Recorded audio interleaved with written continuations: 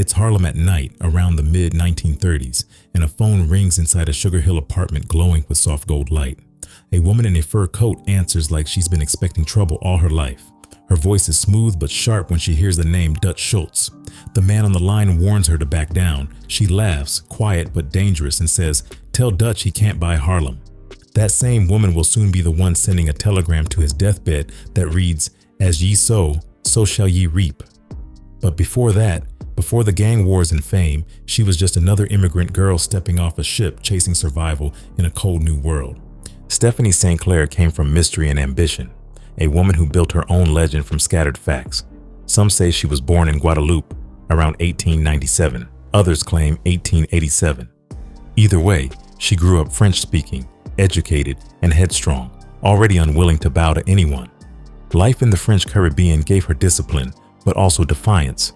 She watched women scrub floors and obey men, and decided she would never live that script. By her late teens, she was already chasing bigger dreams. Around 1909, she left the islands, boarding a ship north with a small trunk and a bold plan. When she stepped off in Montreal, she faced cold air, low pay, and open racism, but she stayed sharp. Some say she worked as a domestic. Others say she hustled translation jobs or small trades. She learned how to read people and how to talk her way through closed doors. Montreal taught her survival, quick thinking, straight posture, no fear. Stories from New York started reaching the immigrant neighborhoods then. Harlem was the name everyone whispered, the place where the new century was being born. By 1912, she made her move south, landing in the middle of a neighborhood that was growing faster than any map could keep up with. Harlem wasn't a dream, it was grind and grit, packed with migrants from the South, Caribbean newcomers, and soldiers returning from war. Streets were loud with pianos, preachers, and dice games. She arrived barely speaking English, but pride carried her further than words. She mixed broken phrases with French slang and kept moving. People laughed at her accent, yet she kept her chin high and learned fast. Within a year, she was known for her sharp tongue, neat clothes, and that stubborn confidence that made men both curious and nervous. Harlem wasn't gentle, but she fit its rhythm. Harlem wasn't heaven, she once told a friend. It was hustle wrapped in jazz. By her mid-20s, she had reinvented herself completely. A Caribbean immigrant turned Harlem woman with ambition sharper than any knife on the block. She wasn't rich, but she studied people like blueprints. She watched how power traveled through favors, money, and silence, and she was ready to claim her piece. That's when she met a slick hustler known as Duke. Harlem in the early 1910s was crawling with street players, chasing nickels through dice games and scams, and Duke was one of them. He saw a French-speaking girl trying to survive and figured she could work for him. He tried teaching her the street tricks, but she was already studying him harder than he realized. Duke bragged loud, spent fast, and ended up catching a bullet during one of those pointless beefs that came with the life. Stephanie didn't cry. Harlem had already taught her that weakness cost too much. After Duke, she crossed paths with another hustler named Ed. He was tougher, meaner, and deeper in the game. He dealt fake goods, small gambling setups, and shady connections. For a while they worked together, running low-level deals and pocketing decent money. Stephanie learned how to handle collections, keep cops off the scent, and move money without getting caught. But success made Ed paranoid. He didn't like that she was getting smarter, asking questions, and keeping her own accounts. The fight started small, then turned violent. One night in 1915, inside a cramped apartment on 134th Street, Ed tried to choke her after an argument over profits. She fought back with everything she had. He stumbled, hit his head on the corner of a table, and stopped moving. She stood over him, breathing heavy, realizing she had just crossed into a different world. It wasn't anger, it was survival. She didn't panic. She cleaned herself up, grabbed the stash of money they kept hidden, and walked away. The story spread quietly through Harlem's corners. Nobody asked questions, and nobody tested her again. From then on, men called her Madame. The word carried both respect and warning. That cash, rumored to be around $30,000, became her foundation. While most would have blown it, she invested smart. She learned bookkeeping, kept records, and watched how Harlem's underground money moved. Around 1917, the numbers racket started rising across black neighborhoods. Folks called it the policy game, a small lottery where players bet a few cents on three-digit combinations. To most, it was entertainment. To Stephanie, it was an opportunity wrapped in math. She understood that the real profit wasn't in playing, it was in owning. She began quietly buying into small policy houses, working through middlemen until her name was on the books. Her reputation grew fast. People said she was organized, fearless, and always paid fair. By the time World War I ended, Harlem's streets already whispered her name. She wasn't even 30, yet she had flipped fear into power. The girl who once stepped off a ship with nothing was now running parts of a business that touched every block from Lenox to St. Nicholas Avenue. Harlem was filled with hustlers, but only one woman was rewriting its rules. That early climb shaped everything that came after: the precision, the pride, the refusal to bow. Stephanie St. Clair had learned what it took to survive, and she wasn't done. Harlem hadn't seen her final form yet. The streets that once ignored her were now starting to orbit around her name, and the quiet immigrant girl from the islands was about to become Harlem's most powerful queen. By the time 1917 rolled around, Harlem was changing fast, and Stephanie St. Clair was right in the middle of that motion. The city's heartbeat was getting louder, its streets crowded with newcomers from the South and the Caribbean, all chasing the same shot at a better life.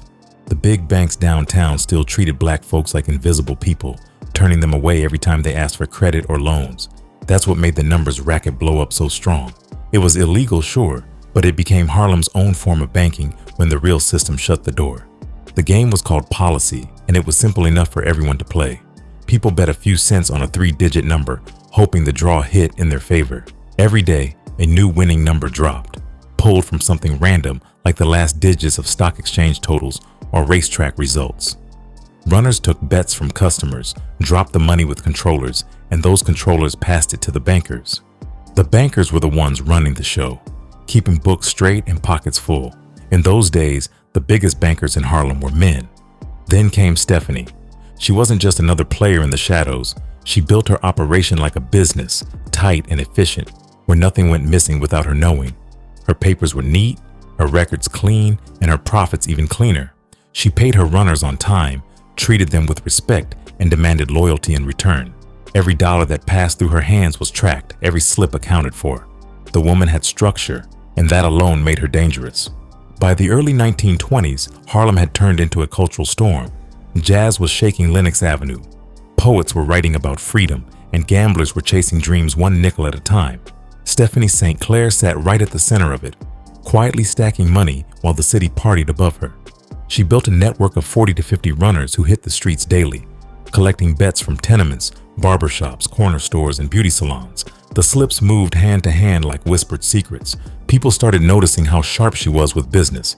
Even the police, who tried to keep tabs on the racket, couldn't deny she had the cleanest operation in Harlem. She dressed like money too. She would walk down 7th Avenue in long mink coats, bright turbans, and diamonds that could catch sunlight from a block away. Her French accent gave her words a smooth but deadly rhythm, and when she cursed somebody out, it hit twice as hard. They called her Madame St. Clair, or simply Madam Queen. She moved like royalty, but she didn't hide her fire. When someone tried to short her, she handled it personally. A few store owners learned the hard way that you didn't cross her or steal from her cut. But underneath that hard edge, there was purpose. She wasn't just chasing greed, she was building power in a world that didn't give women or black folks any. To most of Harlem, the policy game wasn't just about gambling. It was a form of survival and faith. People working long hours in factories or cleaning rich folks' homes would play a few numbers hoping to strike lucky. A small win could pay rent or buy food for a week. The dream kept them going, and Madame Queen understood that better than anyone. She knew those pennies meant something, and she turned that belief into a movement that made her both feared and loved. Stephanie also started giving back, which made her stand out even more. She donated money to local churches, helped struggling families pay their bills, and supported small black-owned businesses trying to stay afloat. When a runner's wife got sick, she covered the hospital bills. When a boy on the block couldn't afford school books, her driver dropped off cash. It wasn't charity for her, it was strategy. She wanted Harlem to know she wasn't just taking from the streets, she was feeding them too. Around this time, a young man named Ellsworth Johnson started showing up around her circle. Folks called him Bumpy because of a little bump on the back of his head, but he was slick, educated, and sharp with both words and fists. Bumpy had grown up on 141st Street and knew every corner of Harlem. He respected Madame St. Clair and wanted in on her operation. At first, she didn't trust him fully. She had seen too many men talk big and fold under pressure. But Bumpy was different. He was disciplined, loyal, and had a mind for numbers almost as good as hers. She made him her enforcer and protege. When things got tense on the streets, Bumpy handled it. When cops tried to shake down her runners, he made sure they backed off. Together they became one of Harlem's most solid duos, the Queen and her soldier. Madame St. Clair kept expanding her empire through the 1920s. Her operation was pulling in thousands every week, and she used her profits to invest in the real estate and small businesses. She moved into an apartment at 409 Edgecombe Avenue, a luxury building known for housing the black elite. W.E.B. Du Bois lived there. Thurgood Marshall passed through, and right there among them was a woman who ran an empire the law couldn't touch. Her presence alone turned heads. Residents remembered her walking through the lobby like she owned the whole building.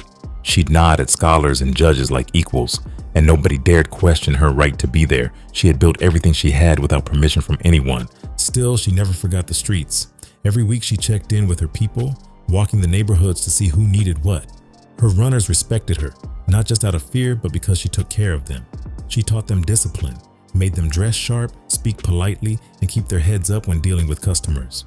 She was building more than a business. She was building pride in a community that had been told all its life to settle for less.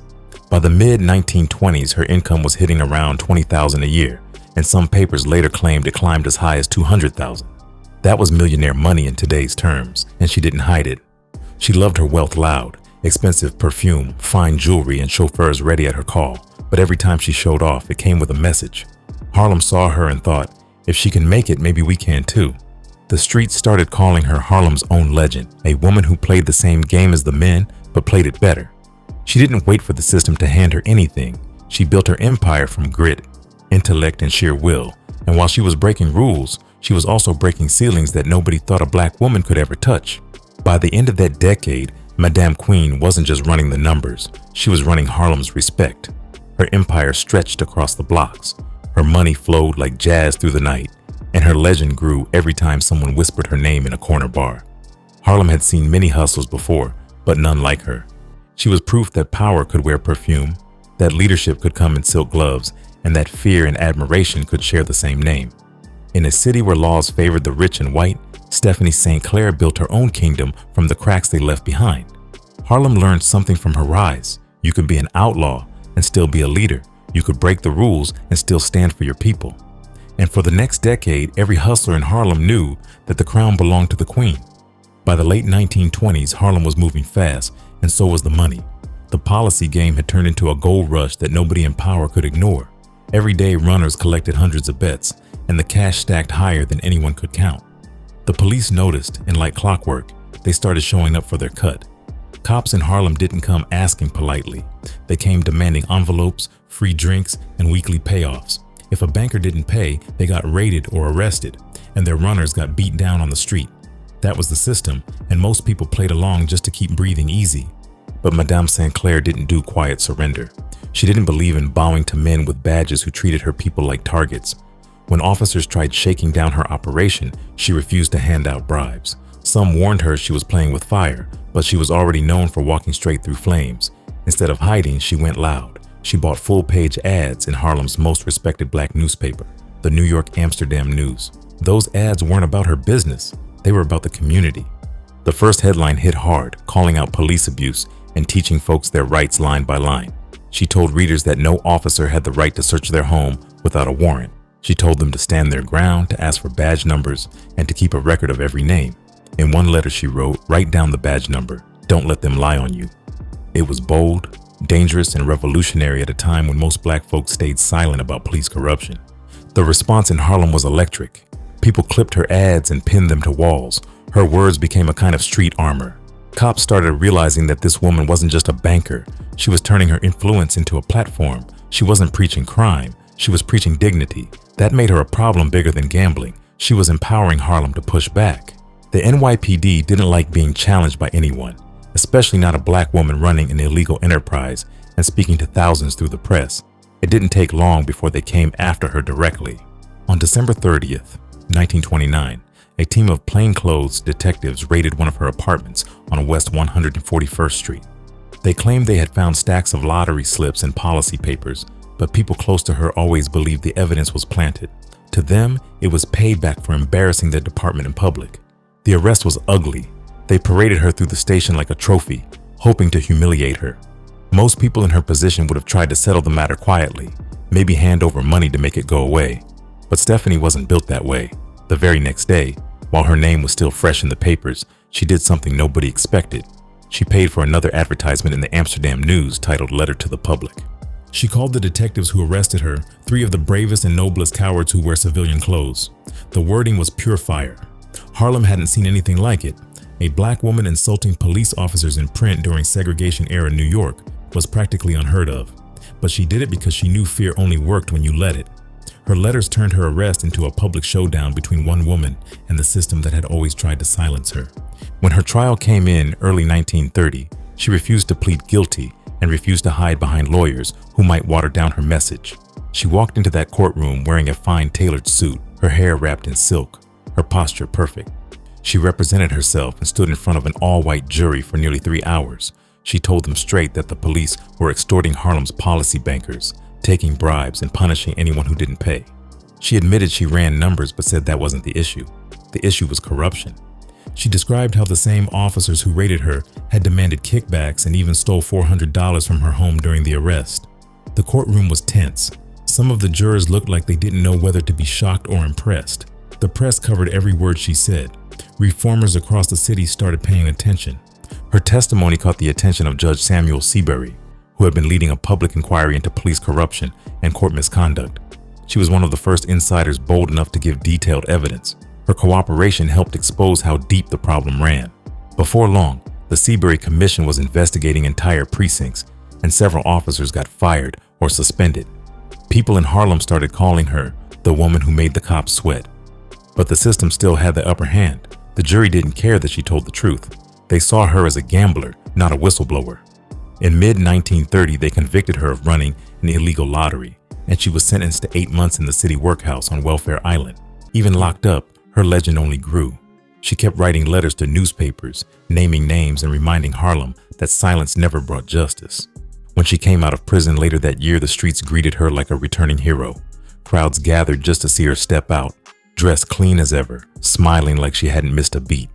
Harlem knew she had taken on the police and still walked free. To the people, she wasn't just a numbers queen anymore. She was proof that courage could be louder than fear. The black press called her a fighter, while the white papers called her a menace. But either way, everyone was talking about her. Her defiance inspired others to speak out about police abuse and unfair arrests. She didn't start a revolution with guns or violence. She did it with a newspaper ad, a sharp tongue, and unshakable pride. She fought the law with nothing but nerve and a pen, and somehow she made the badge blink first.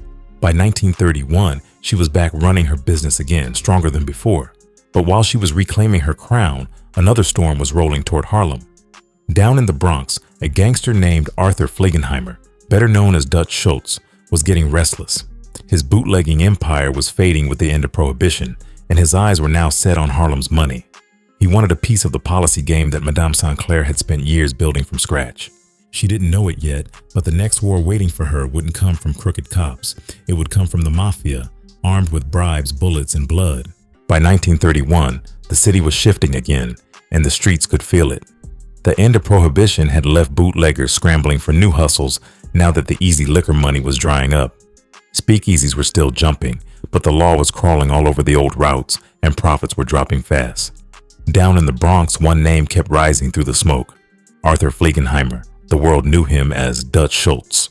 Dutch had built his name bootlegging cheap whiskey during the dry years, running trucks from Canada through New York with a kind of violence that made cops step back. The man had a temper that flipped faster than a switchblade, and even other gangsters kept their distance. Newspapers called him Public Enemy #1, and he liked that title. He was short, broad-shouldered, and always looked like he was ready to break a bottle over somebody's head. When Prohibition started dying out, Dutch looked for a new racket that could keep his fortune alive. That's when his eyes turned uptown toward Harlem, where the numbers racket was printing money every single day. He saw those nickel bets as pure gold, and he wanted a piece of it. The problem was Harlem already had its own royalty, and that crown sat on the head of Madame St. Clair. Dutch didn't care about that. He saw Harlem as open territory, a business waiting for takeover. His plan was simple: move in with bribes, muscle, and bullets until the locals bent or disappeared. He started small, sending men uptown to talk business with the black bankers who ran their own policy houses.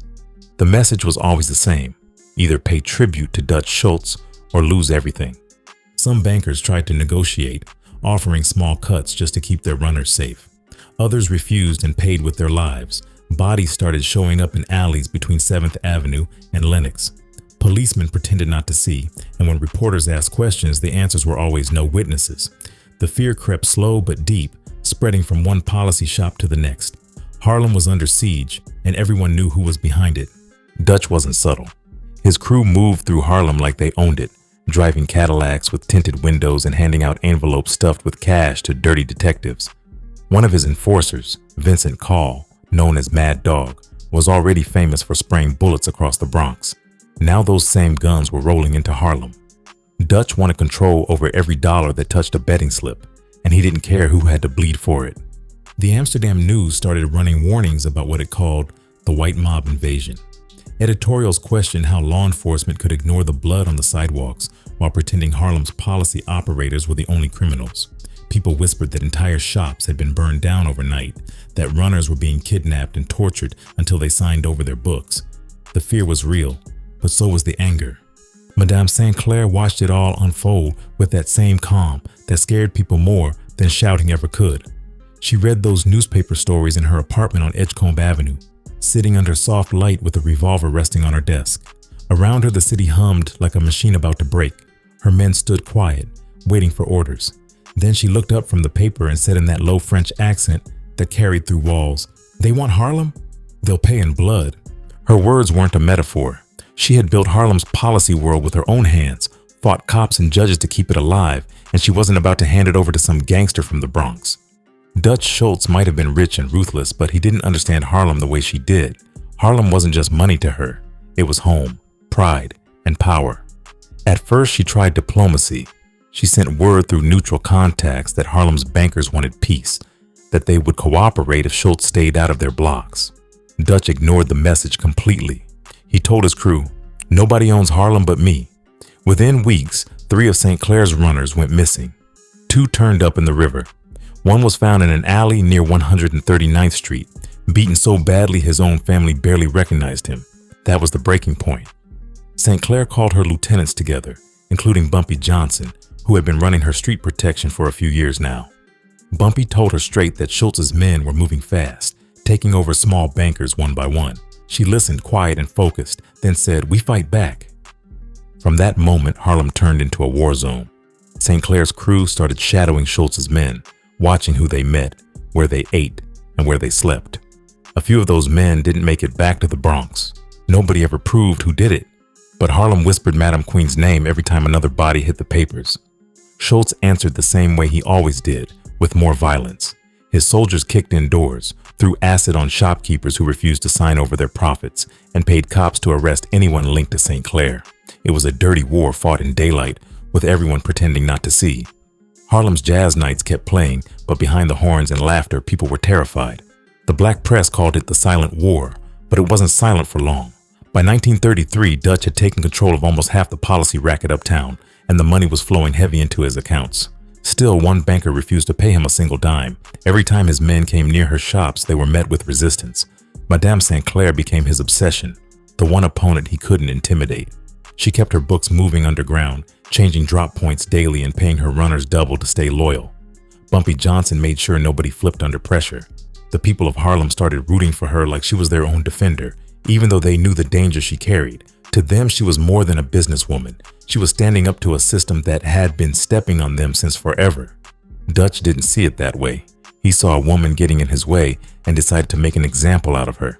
He told his men to crush her operation, to leave nothing standing, but St. Clair had already planned for that move. She moved her cash, warned her partners, and waited. Harlem hadn't seen the last of her yet. By that summer, the newspapers said the tension between Schultz's syndicate and Harlem's independent bankers was about to explode. The FBI had started watching Dutch closely, and the Italian mob bosses downtown were keeping their distance from his madness. Harlem was holding its breath. In the middle of it all stood a woman with silk gloves and a loaded gun, ready to defend every block she had built. The war for Harlem had officially begun. It started with glass shattering across Lenox Avenue. One cold night in 1933, a storefront window exploded, scattering shards into the street like broken diamonds.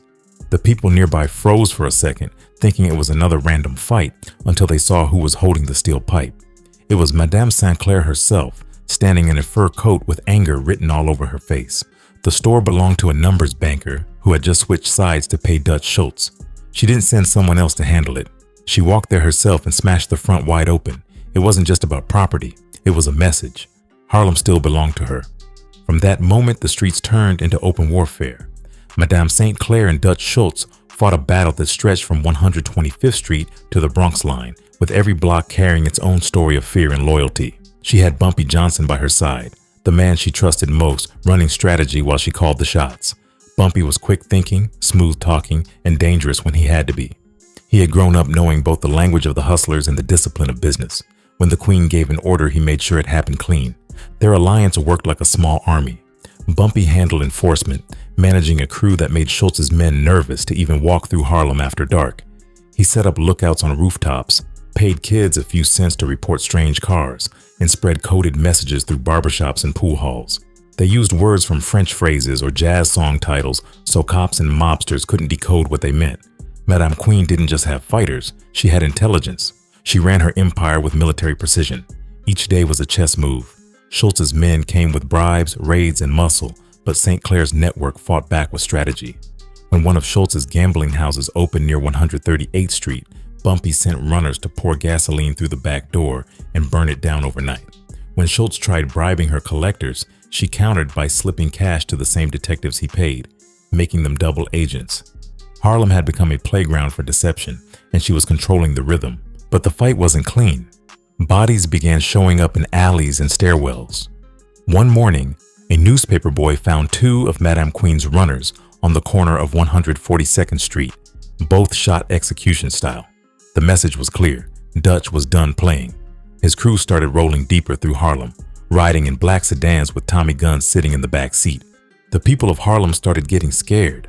The same streets that had once been filled with jazz and dancing now carried whispers about killings every night.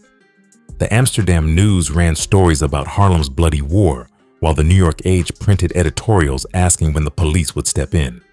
But the police weren't neutral. Some detectives were taking payoffs from both sides, arresting St. Clair's people one day and Schultz's men the next. Madame St. Clair never hid behind her power. She moved through Harlem the same way she always did, walking into her shops with her head high, even when everyone knew a contract was out on her life. People said Schultz had offered $20,000 for anyone who could take her out. That was serious money in 1933, enough to make even loyal men think twice, but her people stayed with her. They knew the Queen paid fair, protected her own, and stood up when others folded. Still, the pressure was heavy. There were nights when she barely slept, knowing the wrong step could end everything. One evening, her driver spotted two strange cars tailing them from 145th Street. They ditched the car and slipped into a basement coal cellar beneath a dry goods store. Bumpy stayed by the door, gun drawn, while she sat quietly in the dark, breathing through the dust. For hours, they listened to footsteps echoing above them. When the sound faded, she whispered, "You can't scare a woman who buried her fear years ago." It wasn't bravado, it was survival. Even when she was hiding, her mind kept working. She sent coded notes to her allies, written in half French, half slang, telling them where to move money and how to protect the remaining banks. She kept meetings short and unpredictable, shifting locations between nightclubs, bakeries, and private apartments. She never used telephones for business, knowing Schultz had ears in every exchange office. Her discipline kept her alive when most would have been buried.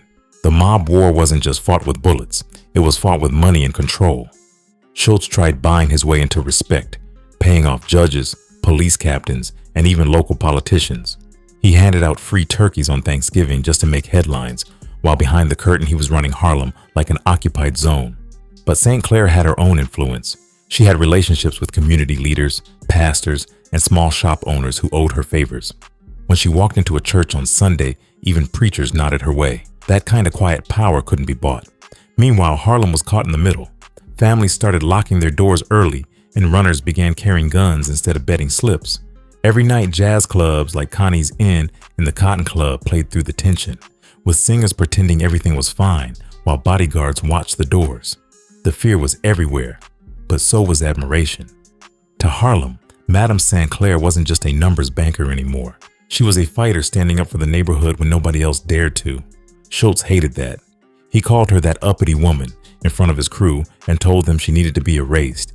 He started sending assassins straight to her block, men who came dressed as customers or repairmen. Some never made it past the doorway. Harlem's loyalty ran deep.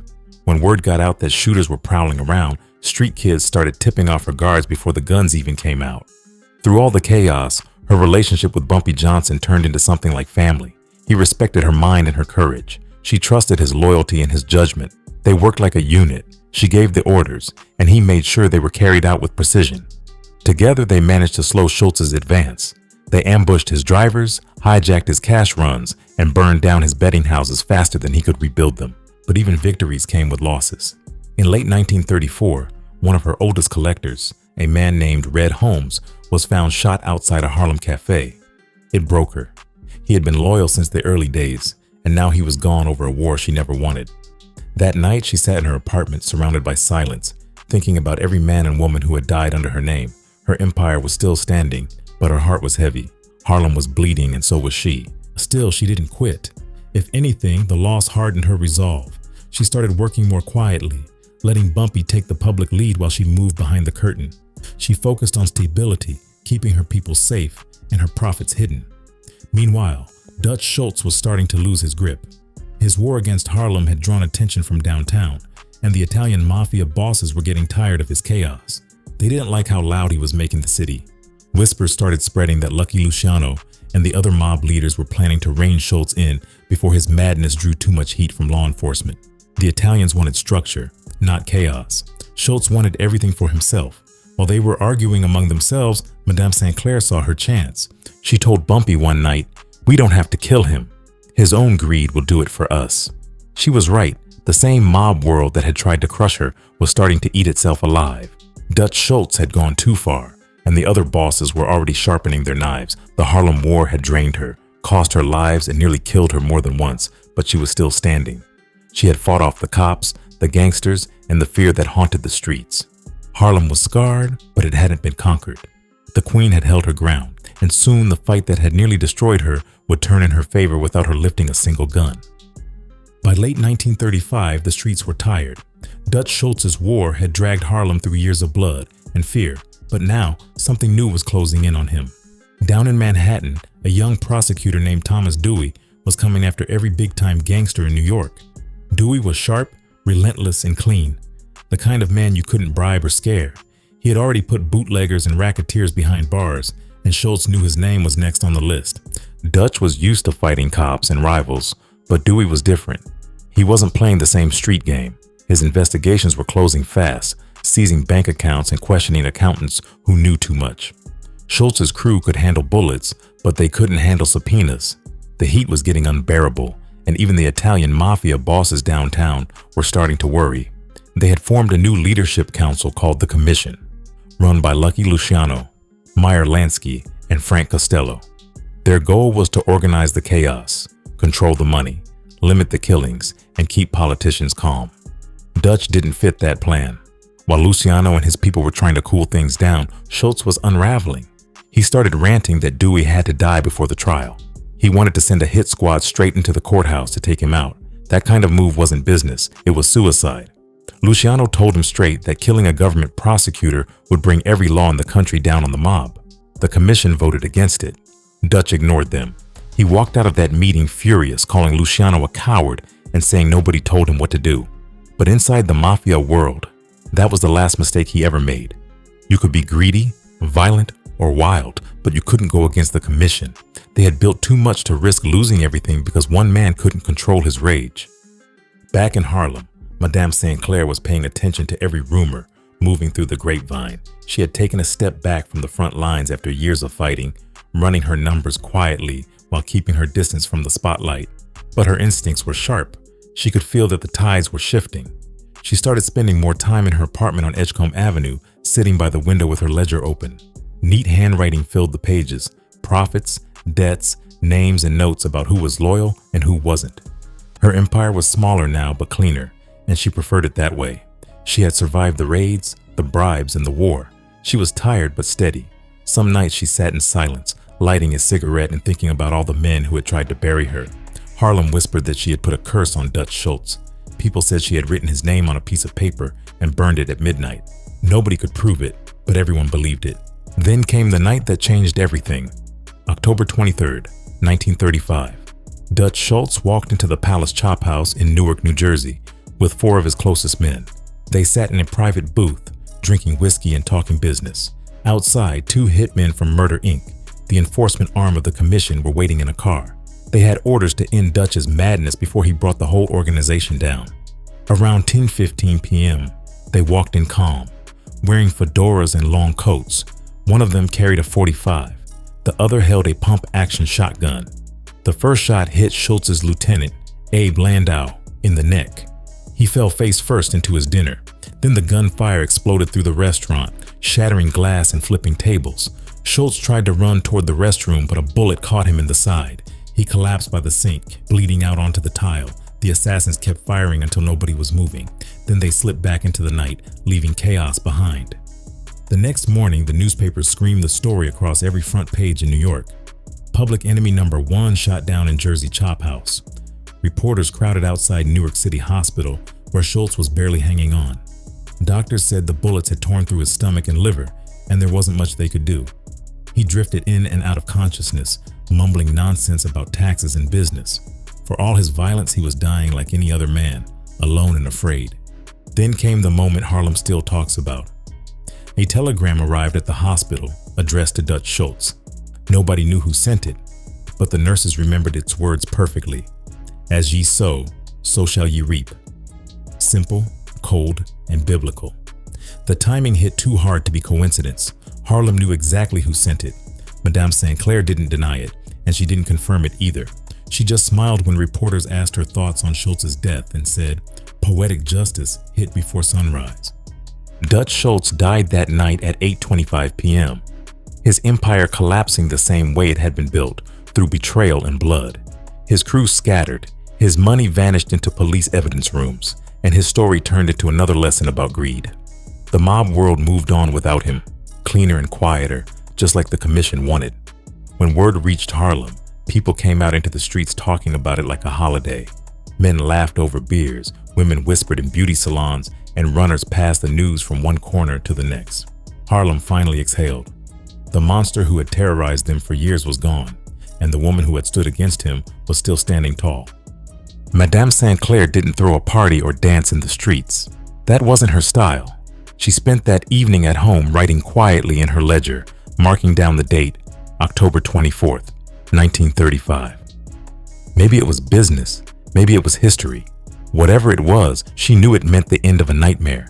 She had outlasted cops, gangsters, and assassins without ever bowing to any of them. When people asked how she felt, she only said, "Justice don't always come in courtrooms." Harlem understood. The Queen had won without firing a single shot. For the first time in years, the streets were hers again. After Dutch Schultz hit the ground, Harlem finally got quiet again. The gun smoke cleared, the newspapers moved on, and the numbers racket went back to business as usual. But this time, things looked different. The Italian mob bosses downtown weren't about to let another madman cause chaos in their city. Lucky Luciano stepped in to clean house. He called a meeting with Harlem's top players, including Bumpy Johnson, to figure out how to keep the peace and keep the money flowing. Luciano understood power better than anyone. He didn't want Harlem bleeding again, and he didn't want Madame St. Clair turning the streets back into a battlefield, so he offered a deal. His syndicate would respect Harlem's independence if the bankers agreed to a quiet partnership. Harlem would keep running its own numbers, but a small percentage of profits would move through the commission's network for protection and order. Bumpy Johnson became the bridge between both worlds. The Queen didn't like the idea at first. She had fought too hard to hand even a dime to outsiders, especially men who once tried to take her head. But she was older now and wiser about how empires survived. She knew peace bought more than pride ever could. After long talks with Bumpy, she agreed. The understanding was simple. Harlem ran Harlem, but if outsiders ever came again with guns or threats, the mafia would stay out of the fight. That's how the Luciano Bumpy Accord was born, an unofficial treaty that kept Harlem's policy game steady for the next generation. Madame St. Clair didn't need to be out front anymore. She had already proved her point. She'd faced the mob, the police, and the press and somehow walked out of it all alive. That alone made her legend. She started stepping back from day-to-day business around 1936. Most days she stayed home at her Edgecombe Avenue apartment, still elegant, still sharp, but quieter. She let Bumpy handle the street end while she handled her money. She had invested smart through the years, bonds, real estate, small businesses, and she wasn't hurting for anything. People said she kept her fortune locked up tight in safety boxes under fake names, moving her accounts between Harlem and the Bronx so no one could trace them. Every so often, she'd still have visitors, young hustlers looking for advice, preachers asking for donations, and women trying to figure out how to build something in a world that didn't want them to win. She never bragged about her past. When people asked her how she survived so long, she told them, discipline, and never trusting a man who talks too fast. Bumpy Johnson visited often. He still called her Madame like he always had, showing respect to the woman who made him more than just a street kid. She taught him how to keep order without fear, how to deal with cops, and how to stay 2 steps ahead of both the law and betrayal. Their bond became family. When he eventually rose to control Harlem's gambling and policy rackets in the 1940s, he did it under her blessing. He carried her lessons into every deal he made. In the community, she was becoming half myth and half memory. Some said she still owned half of Sugar Hill. Others said she had gone soft, living off old money and old stories. But the people who had seen her fight Dutch Schultz knew better. They knew she was still the same woman who faced down killers and corrupt cops without blinking. To Harlem, she became something like folklore. Parents told their kids about the woman who beat the mob, and shopkeepers still used her name when warning debt collectors to back off. She was living proof that a black woman could survive in a world built to crush her. She never called herself a hero. She saw herself as someone who played the game better than most and paid her dues for every dollar she made. In her private letters, she often wrote that power never came free. It only traded hands, and she had held it long enough to know its weight. Her peace didn't look like surrender. It looked like freedom. She could finally walk through Harlem without bodyguards, sit at cafes, and listen to music without scanning every face in the room. The streets that once tried to kill her now tipped their hats when she passed by. People said she mellowed with age, but the fire in her never fully left. When asked if she regretted anything, she once said, "I fought my war and walked away alive." That's the rarest ending in the streets. And she was right. Most stories like hers ended in prison or a graveyard. But Madame St. Clair wrote her own ending. A quiet, earned peace built from everything she had survived. Peace never stays long in Harlem. By the late 1930s, Madame St. Clair's quiet life started catching fire again, this time from something that had nothing to do with money or crime. His name was Sufi Abdul Hamid, a Harlem activist with enough charm to fill a church and enough temper to burn one down. He wore robes like a prophet, preached like a revolutionary, and had a stage name the tabloids couldn't resist: the Black Hitler. Sufi was loud, proud, and dangerous. He mixed religion, politics, and performance into one show. One day he was leading boycotts against racist department stores. The next he was holding rallies about spiritual awakening. He was known for dramatic speeches where he called out the white establishment and promised to uplift the black community. But behind all that fire, people said he had a darker side, jealous, manipulative, and hungry for attention. When he met Madame St. Clair, Harlem took notice. 2 powerful egos, both used to being in charge, both unwilling to bend. Their connection was instant and explosive. He admired her intelligence and her record of standing up to white power, and she saw in him a man who could keep up with her mind. They started appearing together at clubs and church meetings, dressed like royalty, walking through crowds that parted for them like water. The newspapers couldn't get enough of it. Headlines started calling them the Queen and the Prophet, turning their romance into Harlem's favorite scandal. Some saw them as a symbol of power and pride, while others whispered that it was only a matter of time before one tried to control the other. Both were used to leading, and neither liked following. Their love burned hot but didn't last long before the cracks started to show. Sufi began spending more time with a younger woman named Fu Futum, a Chinese spiritualist who ran her own healing salon in Harlem. The affair became public fast. People gossiped about it in beauty shops and pool halls, and Madame St. Clair wasn't one to take public humiliation lightly. The breakup turned into a street feud. Sufi insulted her in the press, calling her jealous and violent. She fired back in her own letters, mocking him as a fake preacher who used religion to cover greed. Harlem's gossip columns had a field day printing every word.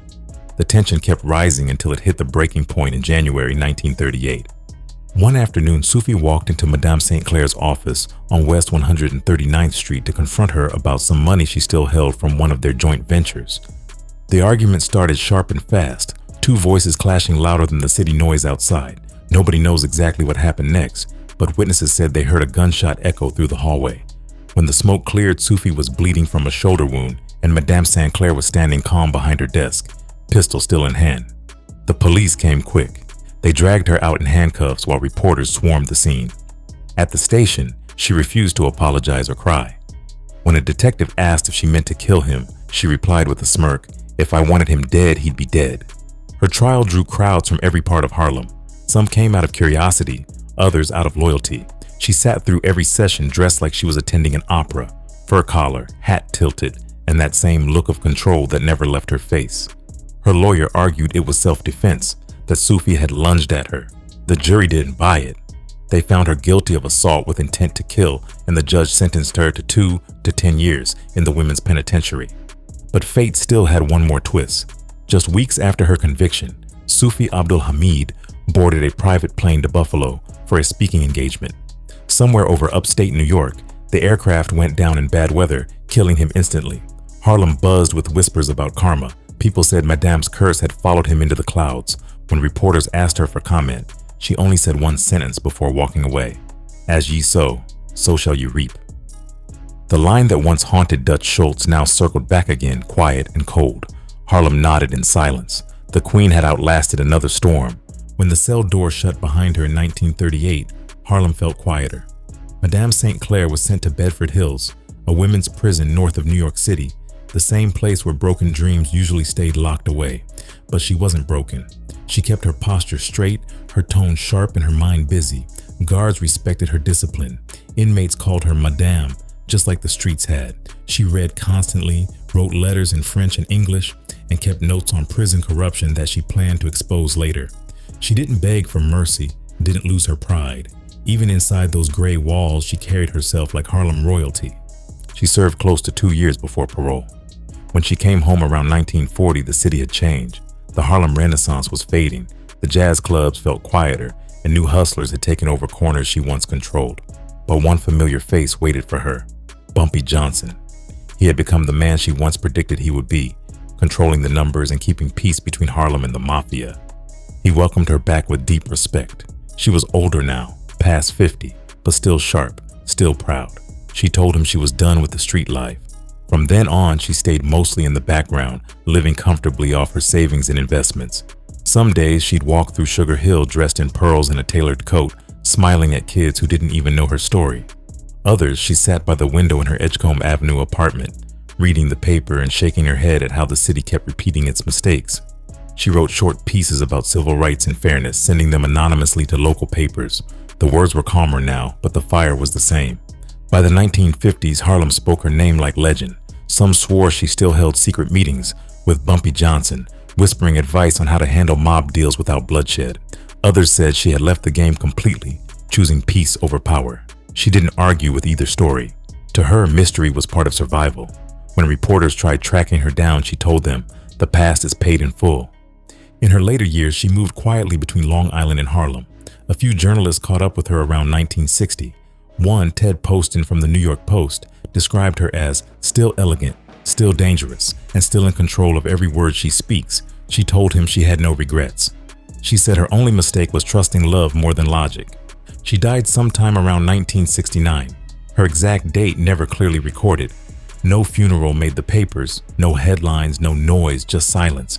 The same woman who once shook Harlem's foundations slipped out of life without the city even noticing. But her name never disappeared. In time, the world rediscovered her story. Movies like Hoodlum and The Cotton Club brought her back to screens, turning her into myth again. Historians began calling her one of Harlem's first self-made millionaires. Others called her the godmother of black resistance. To the people who knew her name, she remained the woman who stood against the mob, the police, and even fate, and still walked away. Stephanie St. Clair's life wasn't about crime. It was about power and choice. She built an empire from nothing, fought corruption head-on, mentored kings, and rewrote what leadership looked like for black women. Her story wasn't clean, but it was real. She had outlasted everyone who tried to break her. In the end, her legacy carried one final truth. Justice doesn't always wear a robe or sit in courtrooms. Sometimes it walks through the world in heels, leaving a trail of lessons behind. And for Madame St. Clair, every victory came down to that same cold promise she once sent to her enemies: "As ye sow, so shall ye reap."